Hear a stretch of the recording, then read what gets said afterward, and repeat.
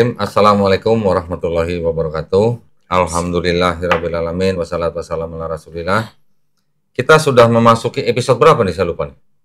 20, 21, sekarang 22 ya. Alhamdulillah, Masya Allah. Assalamualaikum Syekh. Waalaikumsalam. Masya Allah, kita sekarang sudah memasuki episode 2 di channel Doditan dengan program Serba-Serbi Quran spesial bulan Ramadan bersama Syekh Ridho. Ya, sehat ya Syekh ya? Alhamdulillah. Alhamdulillah. Melanjutkan bahasan kita di episode 20 dan 21, di mana episode sebelum-sebelumnya kita membahas tentang ayat-ayat di dalam Al-Quran yang dipakai oleh orang-orang di luar Islam yang menuduh Quran membenarkan ketuhanan atau keilahian Isa alaihissalam, gitu ya. Kita masih membahas beberapa ayat lagi ya, beberapa episode ini. Kali ini kita akan membahas masih di Quran surat Maryam, ayat ke-33 sih. Ya, langsung saja ya kita baca ya. Silakan saya. Bismillah. Tolong ditampilkan. Nah, ini Quran surat Maryam surat ke-19 ayat 33. Silakan saya, kamu dibaca. A'udzubillahi minasyaitonir rajim. Bismillahirrahmanirrahim. Wa salamun alayya yauma wulidtu wa yauma amutu wa yauma ub'atsu hayya. Oke. Di sini ayat ini yang artinya kesejahteraan semoga dilimpahkan kepadaku pada hari kelahiranku, hari wafatku, dan hari aku dibangkitkan hidup kembali. Ayat ini digunakan oleh orang di luar Islam, khususnya orang-orang Kristen, yang mengatakan bahwa lihat, di situ ayat yang ditujukan untuk Nabi Isa Al-Masih atau Yesus Kristus, dikatakan bahwa Yesus sudah lahir, sudah wafat, dan sudah dibangkitkan. Berarti ini seperti dianggap membenarkan Yesus Kristus yang di Bible sudah disalib, sudah mati, sudah bangkit dari ketiga, begitu. Gimana tanggapannya sih? Bismillah, alhamdulillah, wassalatu wassalamu ala rasulillah, amma ba'd. Kalau dinansi secara yani simple, kita akan balik lagi di ayat di Ali Imran. Ya. Kalau boleh kamu menunjukkan ayat yang di Ali Imran yang di 45 dan bukan 45, 46 lebih. Saya tunjukkan ya saya. Ya. 45 dan 46. Yang menatakan wa yukallimu an-nasi fil mahdi wa kahlan wa min as-salihin. 45 ya saya? Ya, 45 atau 46. Ini. Wa yukallimu an-nasi fil mahdan ini ya, 46 berarti ya. Wa yukallimu an-nasa fil mahdi wa kahlan wa min as-salihin. Ya.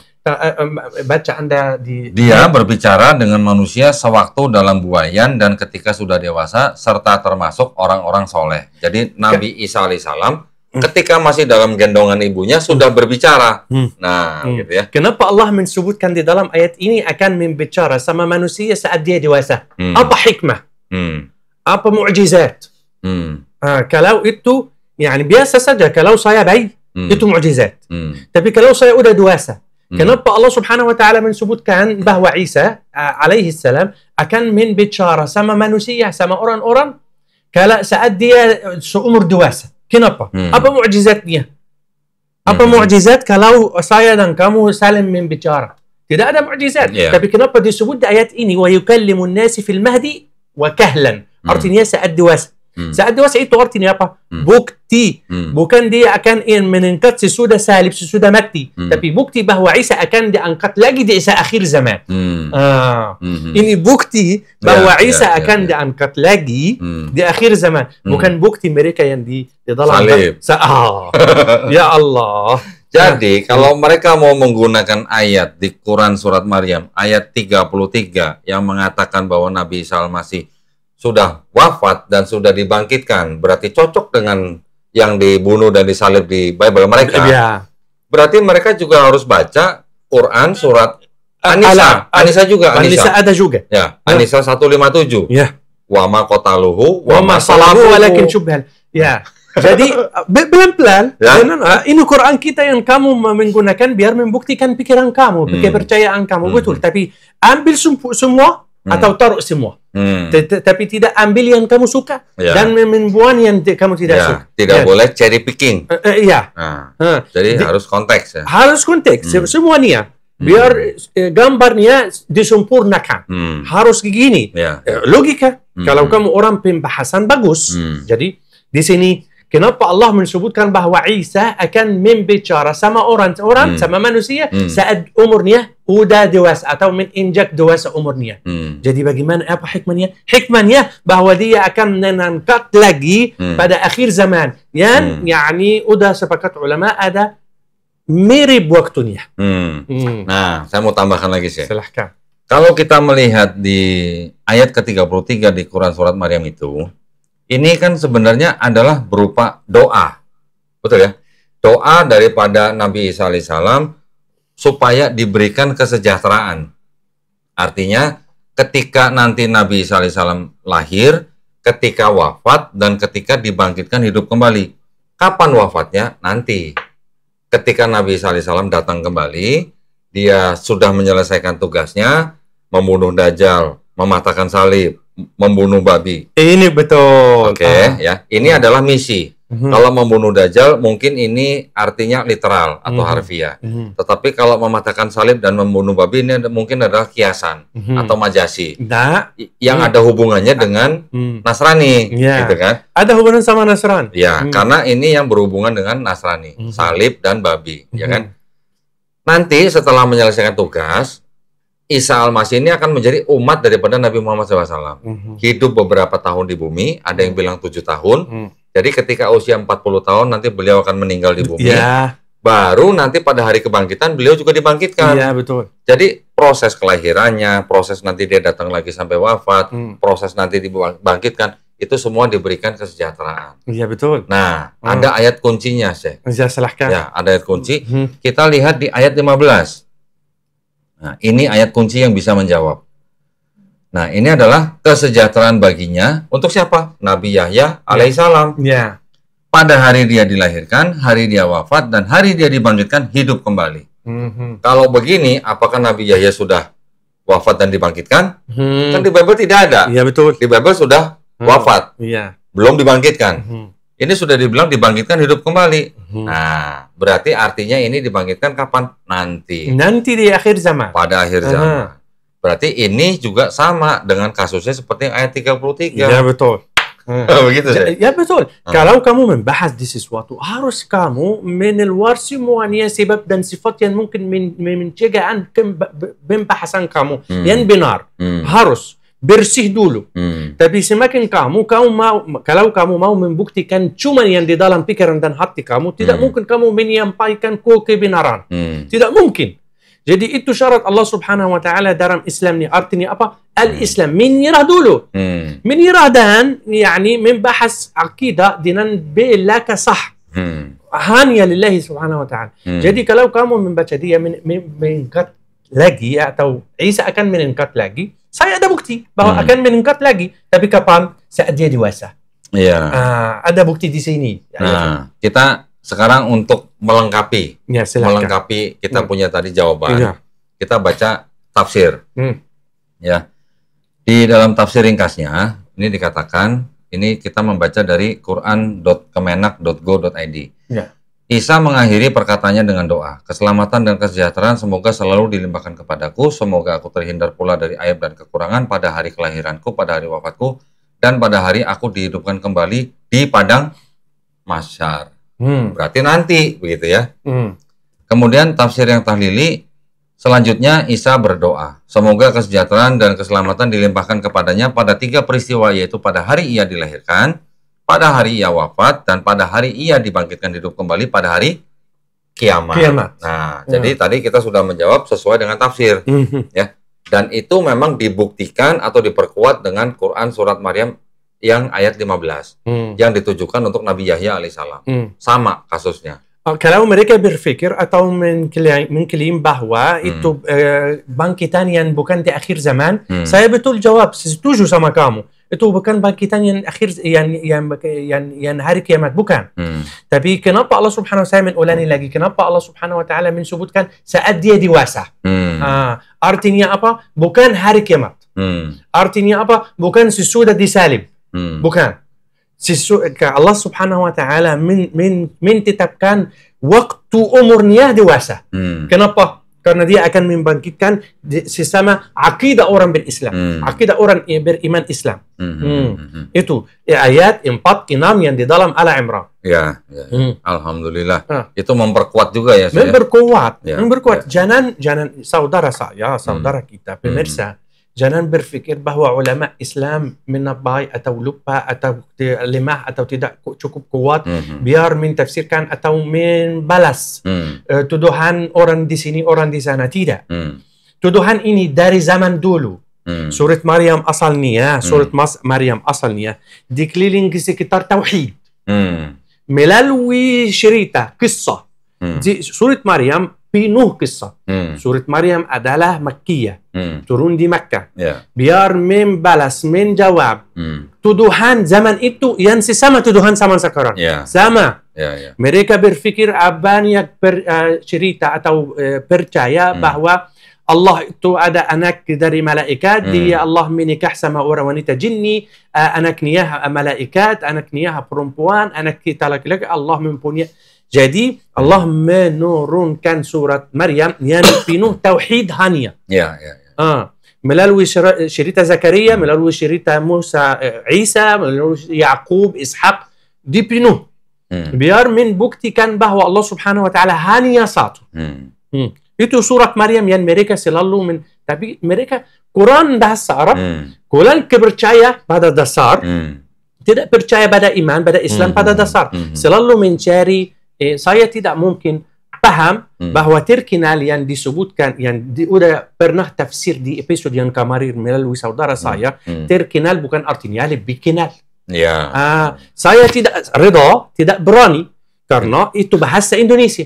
Khusus bahasa Indonesia, harus saya belajar bahasa Indonesia dulu. Begitu juga sama orang yang menuduh Islam, harus belajar bahasa Arab dulu. Betul. Silahkan, betul. Masya Allah. Lagi sih. Masih cukup. banyak waktunya. Mereka membuat saya marah. Jangan marah. Bagaimana? La ilaha illallah. Bagaimana? Jangan marah. Jauhlah dari kita. Tapi terserah. Kau mau mendekat, silahkan. Tapi dengan dasar ilmu. Pesan saya gini. Kalau mau mengambil atau istilahnya bahasa anak gaul, mencomot-comot gitu ya. Mencomot-comot ayat Quran. Mau dipakai sebagai bukti. Dasar atau bukti atau membuktikan bahwa Nabi Isa Al-Masih itu adalah Allah sendiri, jangan cherry picking. Bagus. Cherry picking itu artinya mengambil ayat-ayat tanpa konteks atau di luar konteks. Itu tidak boleh. Kita juga tidak boleh. Kita juga tidak boleh mengambil ayat-ayat di dalam Bible tanpa konteks. Betul. Kita juga harus tahu tafsirnya mereka bagaimana. Yang boleh kita kritik adalah akidahnya. Tetapi kita tidak boleh mengambil satu ayat kemudian kita artikan dengan pemahaman kita sendiri. Saya selama ini hanya membacakan sih. Harus keadilan. Jadi harus adil. Kalau mau mengambil sesuatu harus dengan konteksnya. Jangan di luar konteks. Nah, kekristenan itu sih di dalam kitab mereka ini kan ada dua bagian. Yang sebagian ini adalah kitabnya orang Yahudi yang dipakai oleh Kristen. Di sini disebut sebagai Perjanjian Lama. Yang ini ada tanda merah, ini kitabnya orang Kristen. Ini disebut Perjanjian Baru. Nah, penulis Kristen itu banyak yang mengutip dari Perjanjian Lama, mengambil ayatnya, tapi di luar konteks. Jadi seolah-olah yang dikutip di sini itu adalah nubuat yang sudah ada di dalam Perjanjian Lama digenapi di Perjanjian Baru. Padahal kutipan itu adalah pengambilan ayat-ayat yang di luar konteks. Menurut siapa? Menurut orang Yahudi. Orang Yahudi kan Allah Subhanahu wa taala mensebutkan cerita kamu sekarang di dalam Al-Qur'an saat berfirman, "Wailul lil ladzina yashtaruna bi'ahdillahi wa aymanihim thamanan qalila." Ulaika orang itu yang membeli dengan buku Allah Subhanahu dan katanya yakni beberapa sesuatu yang tidak berharga. Mereka lakukan gini. Menambil teks dari sini, menambil teks dari sana, mengkumpul agama baru. La ilaha illallah. Bisa gitu ya. Apa itu? Nanti ada lagi sih. Ini kan Nasrani ya. Ini Nasrani. Nasrani Alkitab. Mengambil sebagian ayat, sebagian kitab ini dari punya Yahudi.